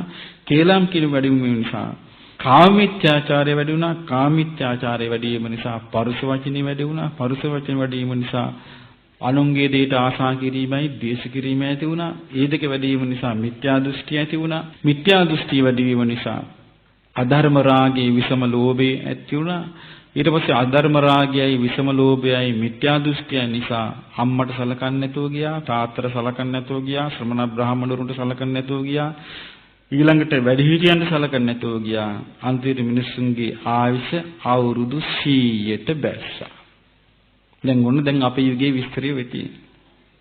මොකද දැන් අපේ යුගයේ තියෙන ලක්ෂණය දිලුදුකම තියෙනවා. දිලුදුකම නිසා සොරකම තියෙනවා. අවියාවිද පරිහරණය තියෙනවා. ඊළඟට ප්‍රාණඝාතය තියෙනවා. ඊළඟට බොරු කීම තියෙනවා. ඊළඟට කේලාම් කීම තියෙනවා. කාමීත්‍යාචාරය තියෙනවා. ඊළඟට පරුස වචන තියෙනවා. අනුන්ගේ දේවල් වලට ඊර්ෂ්‍යා කිරීම නැද්ද? තියෙනවා. ද්වේෂේ, ක්‍රෝධේ, වෛරේ පරිගැනීම තියෙනවා. මිත්‍යා දෘෂ්ටිය තියෙනවා. දෙමාපියන්ට සැලකීම තියෙනවාද? ගොඩාක් අඩුයි. දෙමාපියන්ට සැලකීම නැහැ. වැඩිහිටියන්ට සැලකීම නැහැ. ගුරුවරුන්ට සැලකීම නැහැ. මේවා සෑහෙන අඩු වෙලා තියෙනවා. මෙහෙම වෙනකොට මොකද වෙන්නේ? මහණෙනි මේ ආයුෂ කිමින් අඩු වෙගෙන යනවා. දැන් අවුරුදු 100න් කීයක් දැන් බහැලාද? අවුරුදු 130ක් දැන් බහැලා තියෙන්නේ. දැන් සාමාන්‍යයෙන් මිනිස්සුන්ගේ සාමාන්‍ය ආයුෂ අවුරුදු 70යි 65යි. 65 70 තමයි මේ දැන් මිනිස්සුන්ගේ ආයුෂ තියෙන්නේ. ඒක ඉස්සරහට වේගෙන් අඩු වෙනවා. මේකේ තියෙනවා අඩු වෙලා ගිහිල්ලා මහණෙනි මිනිස්සුන්ගේ ආයුෂ අවුරුදු 10ට බහිනවා. අවුරුදු 10ට බැස්සාම ඒ මිනිස්සුන්ගේ ආයුෂ අවුරුදු 5 වෙනකොට ඕන්න දෙමව්පිය මගුල් හොයනවා. එතකොට මිනිස්සුන්ට වයස අවුරුදු 5යි. ඒතර කසාදෙ බඳලා ජීවත් වෙන්න තියෙන අවුරුදු 5යි. ඊට පස්සේ කියන මහණෙනි ඒ කාලෙදී මේ ගිතෙල්, වෙඬරු, තලතෙල්, මී, සකුරු, ලුණු යන මේවායේ රසය නැත. දැනුත් මේ ආහාරවල රසයේ වේගෙන් අඩුවීමක් පේන්නේ නැද්ද ඔබට? හොඳට පැහැදිලිව පේනවා. මේ ඉස්සර මට හොඳට මතකයි මේ පළතුරු කැපුවාම හරි සුවඳයි. මට මතකයි අපි කුඩා කාලේ අපේ ගෙදර අපේ ගේ පිටිපස්සේ තියෙන පැපොල් ගහෙන් අම්මා පැපොල් කපනවා කුස්සියේ. පැපොල් වල සුවඳ එනවා ඉස්සරහා ස්ටෝපුවට. අම්මා කුස්සියේ කොස්ත අම්බනවා. ඉස්සරහට සුවඳ එනවා. දැන් නෑ මුට්ටියින් බන් සුවඳ නෑ. හොයන්න බෑ මොනවද කියලා. ඒ මොකද හේතුව? වේගෙන් අපේ මේ ආහාර රසේ අතුරුදහන් වේගෙන යනවා. ඉස්සර කිතුල් ලකුරු කිතුල් පැණි කොයිතරම් රසද? දැන් ඔබ කිතුල් පැණි කිතුල් ලකුරු කණයිනේ. දැන් තියනවද ඒක? දැන් නැහැ. දැන් ඔබට හිතෙන්න පුළුවන් දැන් මේ රටේ ටිකක් හරි රසය තියෙනවා. දැන් අනිත් රටවල දැන් ওই බටහිර රටවල කිසිම රහක් නැහැ. හරි පුදුමයි මේ පළතුරුේම නිකන් කෑමක් විතරයි. කිසිම රහක් නැහැ. එතකොට මේකේ තියෙනවා මහණෙනි තව කාලයක් එනවා. ඊට පස්සේ මිනිස්සුන්ට නිකම් පොතු ගොඩවල් ගොරෝසු කෑම තමයි ප්‍රණීත කෑම අග්‍රේ කෑම වෙන්නේ. දැන් ලකුණු පහළ වෙලා නැද්ද? දැන් පොතු සහිත කෑම, කෙදි සහිත කෑම, ෆයිබර් කන්න හොඳයි කිය ඒවනේ කන්නේ. පොතු සහිත කෑම අර ප්‍රණීත රසවත් කෑම දැන් කන්නේ. ඉස්සරහට මේක තවත් නැති වෙනවා. නැති වෙලා නිකන් මහ ගොරහැඩි කෑම තමයි මේ කෙදි සහිත කෑම හොඳයි කිය. දැන් ගොරහැඩි කෑම ඉස්සරහට ප්‍රණීත වෙනවා කියනවා මිනිස්සුන්ගේ පිරිහීමත් එක්ක. බුද්ධ කාලේ කියනවා මහණෙනි මේ කාලේ ඇල්හාලේ බතුයි මසුයි තමයි මිනිස්සු අග්‍ර භෝජනය හැටියට සැලකුවේ. මිනිස්සුන්ගේ ආයුෂ අවුරුදු 10 වෙනකොට අග්‍ර භෝජනය වෙන්නේ මොකද්ද? අර කෙඳි සහිත ගොරහැඩි කෑම. දැන් එහෙම හැදීගෙන ඉන්නේ නැද්ද? හැදීගෙන එනවා. ඉස්සර හොඳට තෙලින් බඳින මිනිස්සුන්ට කන්න පුළුවන්. දැන් තෙල් කෑම කන්න බෑ. ඉස්සර මිනිස්සුන්ට ප්‍රණීත හොඳ ආහාර වර්ග යොදේ සහිත කෑම කන්න පුළුවන්. දැන් යොදේ අයින් කරනවා. යොදේ සහිත කෑම කන්න බෑ. කොහොම ගිහින් ගිහින් මිනිස්සු නිකම්ම රොඩු තමයි මිනිස්සුන්ගේ හොඳම ආහාරය බවට පත් වෙන්නේ. ඊට පස්සේ කියන මහණෙනි මේ රොඩු කන කාලේ සම්පූර්ණයෙන්ම මිනිස්සු දන්නේ නැහැ කියනවා දස කුසල්. ප්‍රාණඝාතය කියන්නේ අකුසලයක් කියලා දන්නේ නැහැ කියලා. සොරකම කියන්නේ අකුසලයක් කියලා පිළිගන්නේ නැහැ කියලා. ඒක අකුසලයක් කියලා පිළිගන්නේ නැහැ. වැරදි කාම සේවනය කියන්නේ අකුසලයක් කියලා පිළිගන්නේ නැහැ කියනවා. ඒක අවශ්‍යතාවයක් කියනවා.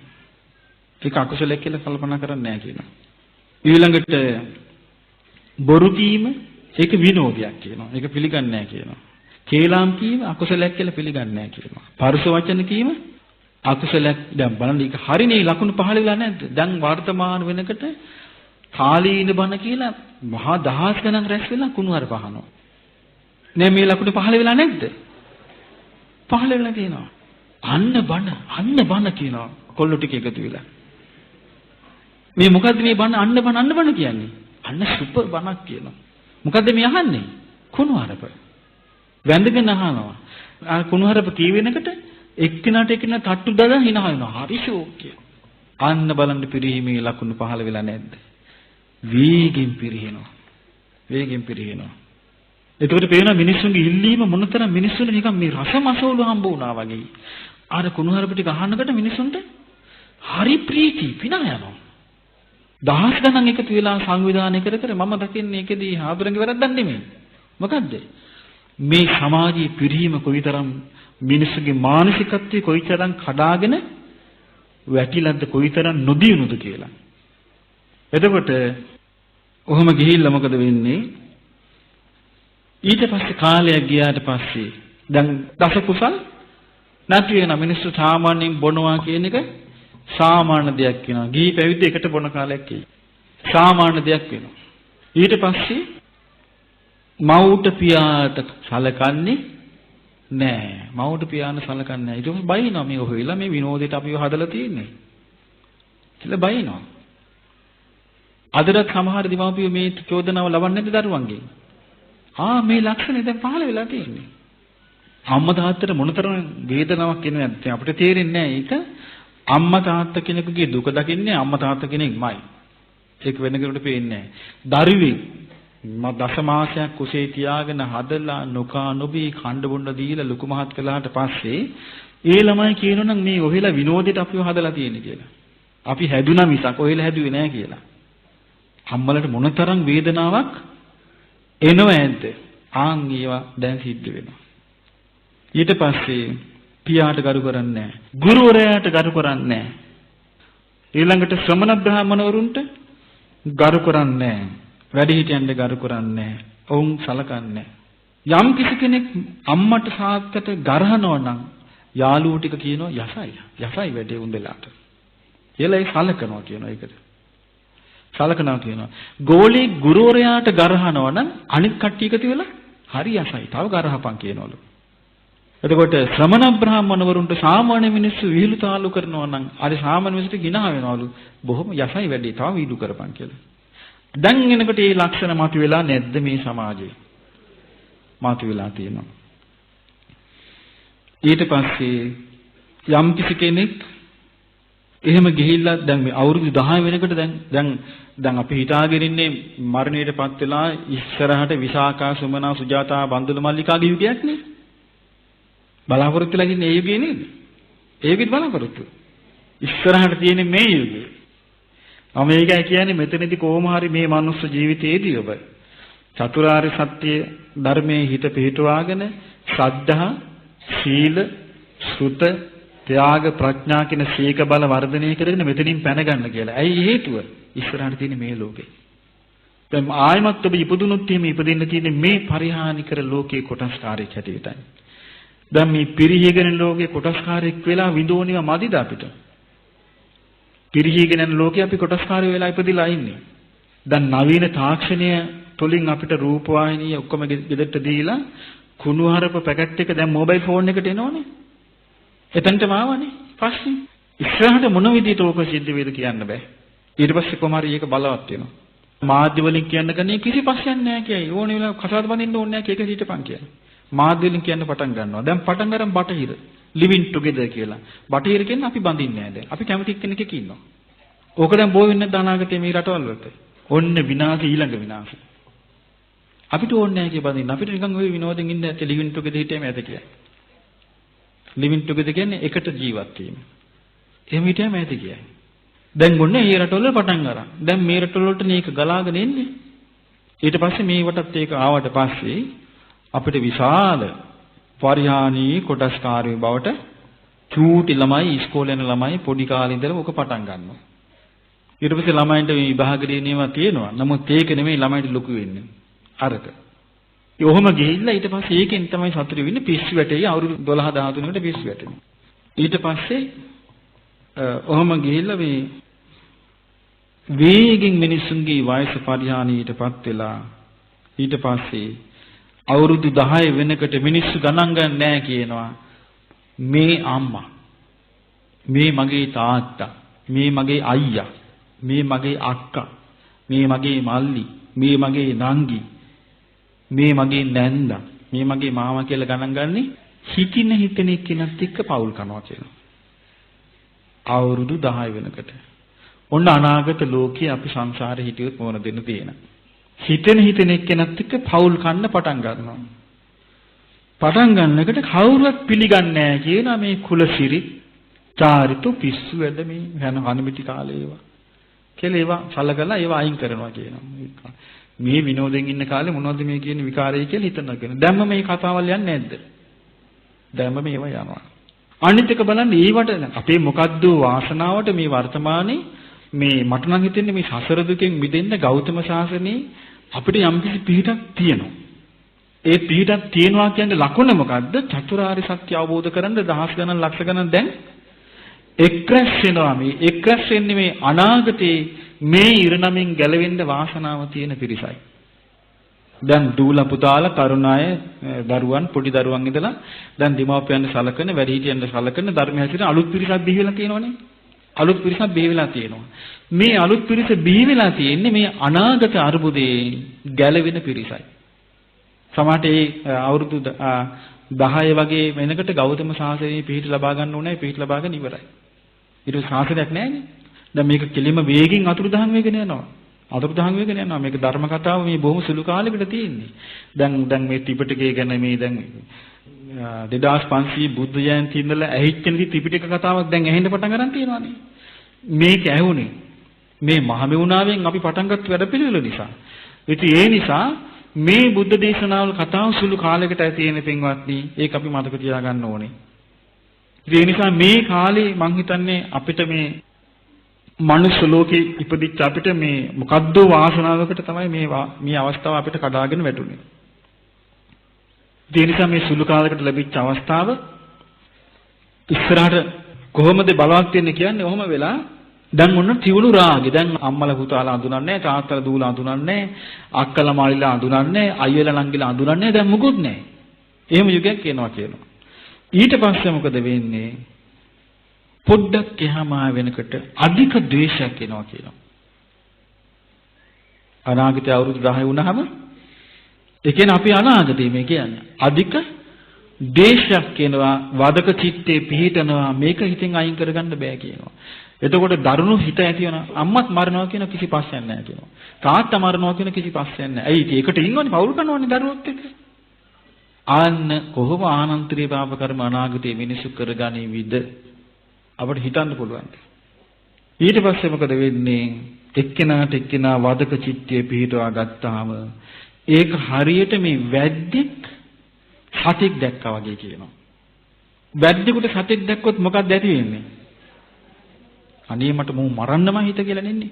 අන්න ඒ සිතිවිලි එනවා කියනවා. මරන්නම හිත එන්නේ කියනවා. ද්වේෂය ආපු ගමන්. ඊට පස්සේ මේක තියෙනවා අම්මට දරුවා ගැන ඇති වදක චිත්තේ මරන්න හිතෙනවා. දරුවට ඇති වෙනවා අම්මා මරන්න චිත්තේ. තාත්තට පුතා මරන්න චිත්තය ඇති වෙනවා. පුතාට ඇති වෙනවා තාත්තා මරන්න. සහෝදරයට සහෝදරිය මරන්න හිතෙනවා කියනවා. සහෝදරයාට සහෝදරිය මරන්න හිතෙනවා කියනවා. ඉතින් මේ වගේ චිත්තේ පටන් ගත්තාම මොකද වෙන්නේ? දවස් 7ක ආයුධ පරිහරණ කාලයක් එනවා කියනවා. සතියක. ඒකට කියන්නේ මේ සතියක ආයුධ අන්තරකල්පයක් එනවා. අන්තරකල්පයක් කියලා මේ වචනේ පාවිච්චි කරලා තියෙන්නේ. සතියටත් අන්තරකල්ප කියලා පාවිච්චි කරලා තියෙනවා මේකේ. එතකොට මේ සතියක එනවා කාලයක් වදක චිත්තය ඇවිල්ලා. එතකොට ඔවුන්ගේ එතකොට අර මේ අම්මා මේ තාත්තා මේ නංගි මේ අයියා මේ අක්කා ඒ අදහස් හිතේ නැහැ කියනවා. ඒකෝර හිතන්නේ මේක මට මරන්න නැත්නම් කියලා බදක චිත්තේ පහළ වුණාම ආයුධ අතට එනවා කියනවා. ආයුධ අතට ඇවිල්ලා එක එක මරා ගන්නවා කියනවා. මෙන්න සතෙක් කී මරා ගන්නවා කියනවා. මෙන්න සතෙක් කී මරා ගන්නකොට කීප දෙන්නෙකුට සිහිය එනවා කියනවා. සිහිය ඇවිල්ලා ඒගොල්ලෝ ආයුධ දාලා ඒගොල්ලෝ දුවනවා කියනවා. ඒගොල්ලෝ දුවලා ওই පඳුරු ඇස්සේ, කැලෑවල් ඇස්සේ, ගල් මුල් ඇස්සේ, ගුහා ඇස්සේ ගිහිල්ලා හැංගෙනවා. දවස් 7ක් නොකානොපි හැංගිලා ඉන්නවා. දවස් 7ක් එක දිගට ලෝකේ මේ ගහ ගන්නවා ආයුධ වලින්. ඊට පස්සේ මොකද වෙන්නේ? අර පිරිස දැන් දවස් 7න් එකාට එක මරාගෙන ඉවර වෙනන් පස්සේ එනවා අර පිරිස එළියට. ඇවිල්ලා බේල් එක්කෙනෙක් කෙනා බදාගෙන හඬන්න ගන්නවා. අනේ අපිට වෙච්ච දේ. අපි මේකද අපි මේ හොයපු ලෝකේ. අපි මේ ලෝකෙද සකස් කරන්න අපි මේ මහන්සි වුණේ කියලා එක්කෙනෙක්ා බදාගෙන අඬන්න ගන්නවා. හඬා මොකද කරන්නේ? ඒගොල්ලෝ කල්පනා කරනවා අපි මේ ක්‍රමේ හරියන්නේ අපි මේ ක්‍රමේ නවත්තන්න ඕනේ. අපි මේ ක්‍රමේ නවත්තන්න ඕනේ. ඒ නිසා අපි සියලු දෙනා ආයෙනම් මනුෂ්‍ය ඝාතනය කරා යන්නේ නැහැ, සතෙක් මරන්නේ නැහැ කියලා ඒගොල්ලෝ සියලු දෙනා එකතු වෙලා ප්‍රාණඝාතයෙන් වළකිනවා. ප්‍රාණඝාතයෙන් වැළකීම හේතුව නිසා ඒගොල්ලෝ ප්‍රාණඝාතයෙන් වැළකීලා ඉන්නවා. වැළකීම හේතුව නිසා මොකද වෙන්නේ? ඒගොල්ලන්ගේ ඊළඟ දරු පරම්පරාව අවුරුදු 20ක් ආයුෂ වෙනවා. ඊට පස්සේ ඒගොල්ලෝ කතා වෙනවා දැන් අපි බලන්න ප්‍රාණඝාතයෙන් වැළකීලා අපිට සෑහෙන වෙනසක් වුණා. ප්‍රාණඝාතයෙන් වැළකීම නිසා සෑහෙන ලාභයක් වුණා. එහෙනම් අපි දැන් ඊළඟට මොකද කරන්නේ? අපි එහෙමනම් දැන් අපි ප්‍රාණඝාතයෙන් වැළකීම නිසා මෙහෙම ලැබුණා. අපි කාම මිත්‍යාචාරයෙන් සොරකමින් වළකිමු කියලා ඔන්න මොකද කරන්නේ? සොරකමින් වළකිනවා. සොරකමින් වැළකුණාම ඒගොල්ලන්ගේ දරුවන්ගේ ආයුෂ අවුරුදු 40ක් වෙනවා. ඊර්වස කල්පනා කරනවා ප්‍රාණඝාතයෙන් වැළකුණා, සොරකමින් වැළකුණා අපිට හරිය යහපතක් සිද්ධ වුණා. එහෙමනම් දැන් අපි වැරදි කාම සේවනයේනොත් වළකින්න ඕනේ කියලා ඔන්න ඒකෙනුත් වළකිනවා. ඒකෙනුත් වැළකුණාම මිනිස්සුන්ගේ ආයුෂ අවුරුදු 80 බවට පත් වෙනවා. ඊට පස්සේ කල්පනා කරනවා දැන් අවුරුදු 80ක් වුණා අපිට. දැන් අපේ ආයුෂ හොඳයි. දැන් එහෙනම් අපි බොරු කීමෙන් වළකින්න ඕනේ. එහෙනම් අපි කවුරු බොරු නොකියයිමු කියලා දැන් බොරු කියන්නේ. ඊට පස්සේ වයස අවුරුදු 160ක් වුණා. ඊට පස්සේ කල්පනා කරා වයස අවුරුදු 160යි. දැන් අපි බොරු කියන්නේ. අපි එහෙනම් කේලම් නොකියයිමු කියලා කේලමෙන් වළකිනවා. එතකොට වයස අවුරුදු මොකද වුනේ? 320ක් වුණා. ඊට පස්සේ දැන් ඔන්න ප්‍රාණඝාතයෙන් වැළකුණා, හොරකමින් වැළකුණා, කාමීත්‍යාචාරයෙන් වැළකුණා, බොරුවෙන් වැළකුණා, කේලම් කීමෙන් වැළකුණා. ඊට පස්සේ ඒගොල්ලෝ කතා කරනවා අපි දැන් පරුස වචන කීමෙන් අපි කාටවත් එක්කිනාට එක්කිනා බනින්න නැතුව ඉමු. සැර වෙන්න නැතුව ඉමු. නපුරු වචන කියන්නේ නැතුව ඉමු. කුණාරප කියන්නේ නැතුව ඉමු කියලා දැන් කතා වුණා. කතා වෙලා දැන් ඉතින් ඒගොල්ලෝ ඒක හොඳ පුරුදු කරනකොට මොකද උනේ? ඒ දරුවන්ගේ අවුරුදු 320 දරුවන්ගේ දරුවන්ට අවුරුදු 640ක් වුණා. ඊට පස්සේ කල්පනා කළා දැන් අපිට දැන් හරි ලස්සන වැඩක් අපිට දැන් අපි වර්ණයේ වැඩි වෙනවා, අපි ආයුෂ වැඩි වෙනවා, අපේ ගුණධර්ම වැඩි වෙනවා. ඊට පස්සේ මොකද වෙන්නේ?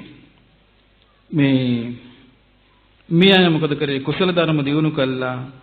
දැන් කේලම් කියන්නේ නැහැ, හොරකම් කරන්නේ නැහැ, බොරු කියන්නේ නැහැ. මේ වගේ ගුණධර්ම දියුණු කරනකොට ඒ දරුවන් ඒගේ දරුවෝ අවුරුදු 2000කට ආයුෂ ලබනවා. අවුරුදු 2000ක් වෙනවා. ඊට පස්සේ කල්පනා කරනවා දැන් අපි තවත් ගුණධර්ම දියුණු කරගෙනම එතකොට අපිට තවත් දියුණුවක් සැලසේවි කියලා මොකද කරන්නේ? අනුන්ගේ දේවල් වලට ආසා කිරීම නැමැති අවිද්‍යාව දුරු කරනවා. දුරු කරපු ගමන් මිනිස්සුන්ගේ ආයුෂ අවුරුදු 4000ක් වෙනවා. දැන් මේකෙන් පේනවා මේ කවදාවත් මේ විටමින් දැම්මනොත් මේ විටමින් දැන් ආයුෂ වැඩි කරගන්න විටමින් මොනවද? කුණ ධර්මණී. බටහිර දැන් අපි බලාගෙන ඉන්න විද්‍යාඥයෝ ආයුෂ වැඩි කරනකන්නේ. දැන් ඉතින් අනාගතේ දැන් විද්‍යාවනේ මහා ලොකු එක. අපි දැන් බලාපොරොත්තු වෙන දැන් විද්‍යාවෙන් හොයාගනි ආයුෂ වැඩි වෙන බෙහෙත. දැන් හොයාගනි දැන් ඥාන පිටපත් කරනවා. දැන් හරි වැඩි තා පොඩ්ඩයි තියෙන කරගන්න. හොයාගනි. දැන් උන් හොයාගන්න දේවල් වලින් තමයි අනාගත ලෝකේ අවුරුදු 10ට බහින්නේ. ඊට පස්සේ මේකේ තියෙනවා අවුරුදු 4000 ආයුෂ තියන අය ඊට පස්සේ තරහා දුරු කරනවා. තරහා දුරු කරාට පස්සේ එයාගේ දරුවන්ට අවුරුදු 8000 වෙනවා. ඊට පස්සේ මොකද කරන්නේ? ඒ අය කල්පනා කරනවා අපි දැන් පින් පව් කුසල් අකුසල් හොඳ නරක මේවා අඳුනාගෙන අපි සම්මාදිට්ඨිය ඇති කර ගම්මු කියලා කතා වෙනවා. ඒ හේතුව මොකද වෙන්නේ? අවුරුදු 8000 ආයුෂ තියෙන දෙමව්පියන්ගේ දරුවන්ගේ ආයුෂ 20000 වෙනවා. අවුරුදු 20000. ඊට පස්සේ මොකද වෙන්නේ? දැන් අධර්ම රාගේ, විෂම ලෝභේ, මිත්‍යා දෘෂ්ටි යන මේ ඔක්කොම බැහැර කරනවා. බැහැර කරා මොකද වෙන්නේ? මේ ආගේ දෙමව්පියන්ගේ දරුවන්ට අවුරුදු 40000 වෙනවා. ඒ 40000 වෙලා ඊට පස්සේ දෙමව්පියන්ට සලකන්න පටන් ගන්නවා, මව්පියන්ට සලකන්න පටන් ගන්නවා, ගුරුවරුන්ට සලකන්න පටන් ගන්නවා, සමන බ්‍රාහ්මණුන්ට සලකන්න පටන් ගන්නවා, වැදුම් කුදුම් කරන්න පටන් ගන්නවා. එතකොට මිනිස්සුන්ට අවුරුදු 80000 වෙනවා. මිනිස්සුන්ගේ ආයුෂ අවුරුදු මේ මහා භද්‍ර කල්පයේ වෙනදී මේ කියන්නේ. මිනිස්සුන්ගේ ආයුෂ අවුරුදු 80000 දක්වා වර්ධනය වෙන්නේ මේ විදිහට. ඊට පස්සේ මොකද වෙන්නේ? අවුරුදු 80000ක් වුණාම මිනිස්සුන් අතරේ අවුරුදු 500 දී තමයි මංගල යෝජනා ගේන්නේ. මිනිස්සුන්ගේ ආයුෂ 500යි. එතකොට අවුරුදු 80000ක් මිනිස්සු විදින මිනිස්සුන්ට තියෙන්නේ බඩගින්න, පිපාසය හැදෙනවා. ඊළඟට තණ්හාව තියෙනවා. එතකොට ආහාර තෘෂ්ණාව, ආහාර ක්ලාන්ති තියෙනවා. වයසට යනවා. ලෙඩ නැහැ. වයසට ගිහිල්ලා මැරෙන එක තියෙනවා. ආන්නේ කාලෙදි කියනවා මහණෙනි අවුරුදු 80000ක් තියෙන කාලෙට මේ ජම්බුද්වීපය භව භෝග වලින්, ධන ධාන්‍ය වලින්, ඇඳුම් පැළඳුම් වලින් සරු වෙනවා. සරු වුණාට පස්සේ මේ දඹදිව පුරාම කොච්චර නගර නිර්මාණයක් බිහි වෙනවද කියන්නේ කුකුලෙකුට පුළුවන් කියනවා මේ ගෙවල් දහස් ගණන් වහලෙන් වහලට පැනගෙන යන්න ගෙවල් දහස් ගානකට. ශෙනග කොච්චර වැඩිද කියන්නේ මහණෙනි. එතකොට මිනිස්සුන්ගේ මේ දඹදිව නිකන් අවීචිය වගේ කියනවා. ඒකේ තේරුම මොකද්ද? වැඩිම ශෙනග ඉන්නේ කොහේද? අවීචිය. දඹදිව නිකන් අවීචිය වගේ ශෙනග වැඩි වෙනවා කියනවා. එතකොට මහණෙනි මේ බර්ණස් රාජධානිය කේතුමති කියලා තමයි හඳුන්වන්නේ. ඒ බර්ණස් රාජධානියේ මුල් කොටගෙන 84000ක් නගර ඉන්දියාවේ බිහි වෙනවා කියනවා. එතකොට ඒ කාලෙදී ශක්විති රජ කෙනෙක් පහළ වෙනවා සංඛ කියලා. කවුද පහළ වෙන්නේ? ඔව් ගිහි ගෙදර ජීවත් වුණොත් ශක්විති රජ වෙන ශක්විති රජ කෙනෙක් පහළ වෙනවා සංඛ කියලා. ඒතර මේ ශක්විති රජුරුව මේ ධාර්මිකව රජ කරනවා. එහෙනම් සමාජය තුල තියෙන මේ කාලේ පන්සිල්. මොකද ඊට පස්සේ දැන් මහා භද්‍ර කල්ප ඉවරලා මොකක්ද ඉන්නේ? කල්ප විනාශ වෙනවා. මේකේ කල්ප විනාශයක් වෙන්නේ නැහැ. මේකේ වෙන්නේ දැන් ඉස්සරහට උනත් විශාල මනුෂ්‍ය ඝාතන වෙයි. දැන් ස්වභාවික විපත් වැඩිනේ නේ. විශාල හානි සිද්ධ වෙයි. එතකොට ඒ චක්‍රවර්ති රජුව පහළ වෙන කාට මේ ලෝකේ මිනිස්සුන්ගේ ආයුෂ අවුරුදු 80000ක් වෙනකොට ඔන්න මේ අරහත් සම්මා සම්බුද්ධ විද්‍යාචරණ සම්පන්න සුගත ලෝකවිදු අනුත්තර පුරුෂ ධම්මසාරති සත්තා දේවමනුසානම් බුද්ධෝ භගවා කියන නව අරහදී ගුණයන්ගෙන් යුතු තථාගත අරහත් මෛත්‍රී නම් වූ සම්මා සම්බුදුරජාණන් වහන්සේ ලෝකේ පහළ වෙනවා. කියන මහණෙනි මම මේ ආකාරයෙන් දෙවියන් බමුණු සහිත ලෝකේ චතුරාර්ය සත්‍ය දේශනා කරනවාද? ඒ ආකාරයෙන් මේ තථාගත භගවත් අරහත් සම්මා සම්බුදුරජාණන් වහන්සේ චතුරාර්ය සත්‍ය දේශනා කරනවා.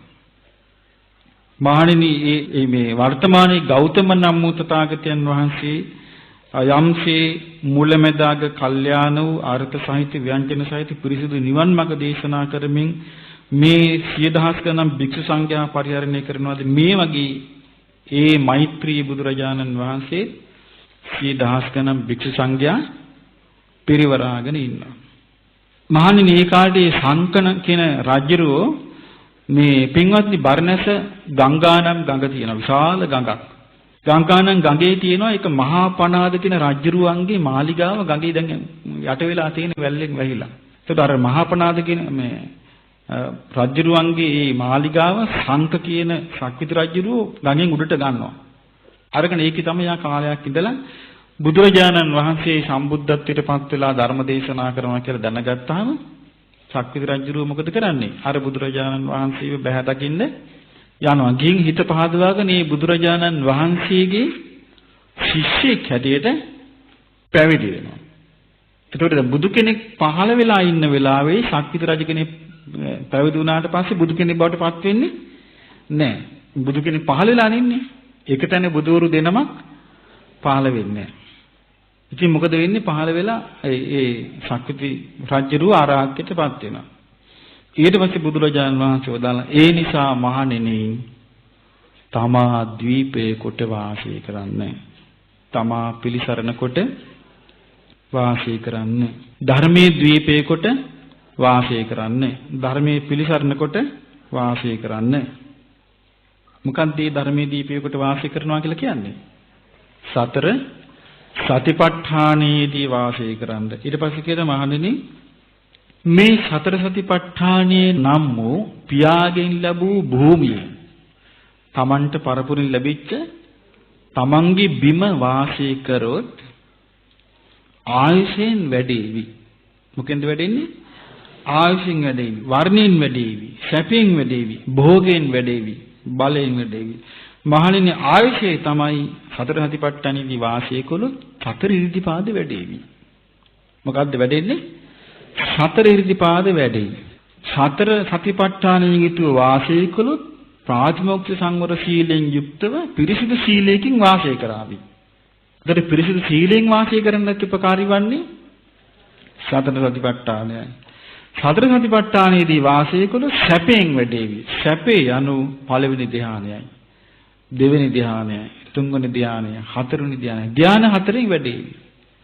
සතර සතිපට්ඨානෙන් යුක්තව වාසය කළොත් භෝග සම්පත් වලින් වැඩේවි. ඒ තමයි මහණෙනි භෝග සම්පත් තමයි දස දිශාවට මෛත්‍රී කරුණා මෘදුතා උපේක්ෂා කියන සිව්බඹ විහරණයෙන් වාසය කිරීම.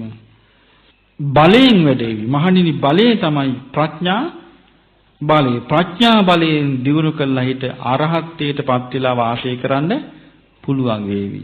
ඊට පස්සේ බුදුරජාණන් වහන්සේ දේශනා කරනවා නාහම් භික්ඛවේ අඤ්ඤං ඒක බලම්පි සමනුපස්සාමි යං ඒවං දුප්පසහං යතයිදම් භික්ඛවේ මාර බලං. මහණෙනි මම බුදු වැසින් දකින්නේ වෙන එක බලයක්වත් මැඩලන්න අමාරු මේ මායාගේ බලය තරම්. ඒ කියන්නේ මායාගේ බලේ මැඩලන්න අමාරුයි. දැන් මායා කියලා පුද්ගලයෙක් ඉන්නවා. එතකොට එයාට සේනාවකුත් ඉන්නවා. එයා අධිපතිකමකුත් දරනවා. මොකීට අධිපතිකම දරන්නේ? ඇසට, කනට, නාසයට, දිවට, කයට, මනසට. එතකොට මේ පුද්ගලයා ක්ලේශ වසඟේ ඉන්නකන් එයාට අධිපති වෙලා ඉන්න පුළුවන්. මේ පුද්ගලයා කෙලෙසුන්ගෙන් නිදහස් වුණොත් එයාට අධිපති වෙන්න බෑ. එහෙනම් එයා මොකද කරන්නේ? ක්ලේශ වසඟේ තබා ගන්න දසමාර සේනාව යොදවනවා. දසමාර සේනාවට උවමනා කරන දේවල් කාම ආශාව, ධර්මයට තියෙන නොඇලීම, පිපාස බඩගිනි, මේවා බය, තණ්හාව, විචිකිච්ඡා, සැකය, මේ වගේ දේවල්, ලාභ සත්කාර කීර්ති ප්‍රශංසා, ගුණමකු බව, මේ ඔක්කොම අප තුල තියෙන කෙලෙස් වලින් තමයි යා පාවිච්චි කරන්නේ. එතකොට මේකට ඉඩ නැතු යනවා යාට සතර සතිපට්ඨානේ කෙනෙක් ඉන්නවා නම්. මායයට ඕන දේ කරන්න බැරි වෙනවා. නැත්තම් සම්පූර්ණයෙන්ම මාර වසඟේ මාර සේනාවට යටත්ව තමයි මේ ලෝක සත්‍යයට මේ යුගයේ ඉන්න තියෙන්නේ. ඒ නිසා පින්වත්නි අපිට විශාල පිනක් පෙර කරන ලද පිනක් තියෙන්නත් ඕනේ. මේ ජීවිතේ පිනක් තියෙන්නත් ඕනේ.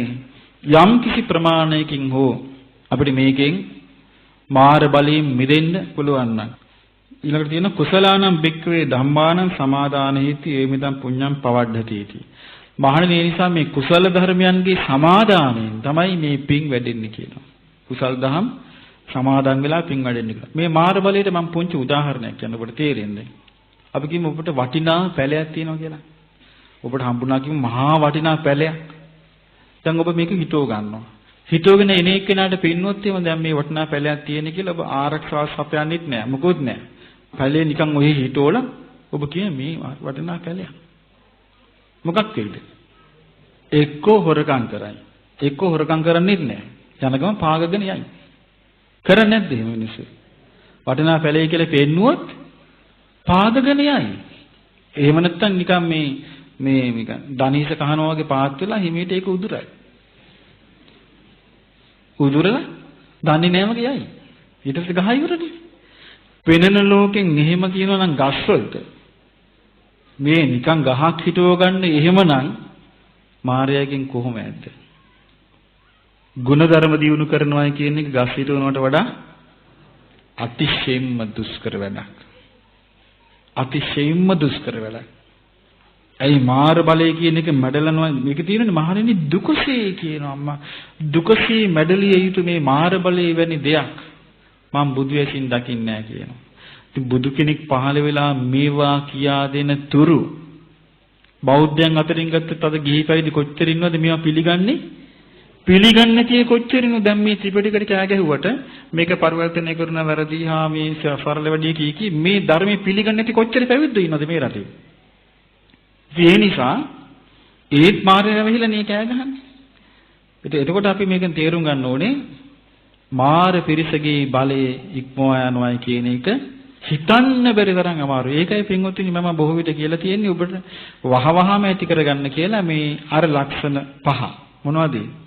ශ්‍රද්ධා, සීල, ශ්‍රුත, ත්‍යාග, ප්‍රඥා කියන මේ පහ ඇති කරගන්න කියලා තියෙන්නේ ඒකයි. ඉතින් මේ පහ ඇති කරගත්තාම යාට අඩු ගණනේ ශ්‍රද්ධානුසාරී වෙලා ධම්මානුසාරී වෙලා මේක දියුණු කරගත්තොත් එතකොට මෙයාට මේ ඊළඟ ජීවිතේ ඒකාන්තයෙන්ම සුගතිය යන්න උපකාරී වෙනවා. ආයිමත් ධර්මය අවබෝධ කරගන්න අවස්ථාවක් ලබා ගන්න පුළුවන්. හැබැයි මේ අවස්ථාව තියෙන්නේ නම් මිනිසුන් අතර නෙවෙයි. මේ අවස්ථාව තියෙන්නේ දෙවියන් අතරයි. අර මම කිව්වේ අර බණ රැල්ල කාලීන ධර්මදේශන ඕක ඉස්සරහට තව දරුණු වෙනවා. ඔව් ඊට පස්සේ ඒක කොහෙන් නතර වෙයිද දන්නේ නැහැ. ඒ නිසා ඉස්සරහට අනාගතයේ මිනිසුන්ට ධර්ම මාර්ගයේ නැහැ. ඒක නැති කරලා දානවා. ඒක විවෘත වෙන්න දෙන්නේ නැහැ. දැන්ම මම ධර්ම විවෘත වුණාට මහා බීතියක් තියෙනවානේ. ඒ නිසා ඉස්සරහට කොහොමත් නැහැ. ඒ නිසා අනාගතයේ මනුස්ස ලෝකයේ තුල මේ චතුරාර්ය සත්‍ය අවබෝධ කරගන්න ඕන කියන අදහස නම් අතාරින්න. ඒක කරන්න පුළුවන් වැඩක් නෙමෙයි. ඒක කරනවා නම් අවස්ථාව තියෙන්නේ මේ ජීවිතේදී කරගත්තු ටිකක්. ඒතර මේ ජීවිතේදී සද්ධා සීල සුත ත්‍යාග ප්‍රඥා දියුණු කරගෙන සතර සතිපට්ඨානෙ හොඳට ඉගෙන කියාගෙන ඒකට ටික ටික පුරුදු කරගෙන ඊළඟට ලෑස්ති වෙන්න දෙවියන් අතරට යමු. ඊට පස්සේ එහෙදි පුරුදු කරන්න මේ සද්ධා සීල සුත ත්‍යාග ප්‍රඥා වල පිළිල සතිපට්ඨානෙ පුරුදු කරන්න මාර්ගඵලලාභින් කුසල අඩුපය එහි ඉන්නවා. ගෞතම සාසනයෙන් පීඨක් ලබා ගන්න තියෙන ක්‍රමේ තමයි මම කිව්වේ. ඉස්සරහට නම් බලාපොරොත්තු වෙන්න එපා. ඒ නිසා ඔබට දරුවන්ටත් උගන්වන්න තියෙන අන්නේ ක්‍රමේ තමයි. අනාගත ලෝකේ අපි හිතනවට වඩා විසම දරුණු එකක් තමයි අනාගතේ. වර්තමානයේ හොඳයි. ඉතින් ඒ නිසා අනාගතයට අපි සැලසුම් කරනවා නම් මේ මනුස්ස ලෝකේ සැලසුම් කරන්න එපා. ඒ නිසා ඔබට මේ ගෞතම බුදුරජාණන් වහන්සේ පෙන්වා දුන්න තමාව පිළිසරණ කරගෙන තමා ධර්මයේ පිළිසරණ කරගෙන ඒ කියන්නේ මොකද්ද? සතර සතිපට්ඨානයේ තුල සිහිය පිහිටුවාගෙන සිත දියුණු කරගෙන සිත පිහිටුවාගෙන ඔබටද මේ ගෞතම බුද්ධ ශාසනයේදී චතුරාර්ය සත්‍ය අවබෝධ කරගන්න වාසනාව ලැබේවා. සාදු සාදු සාදු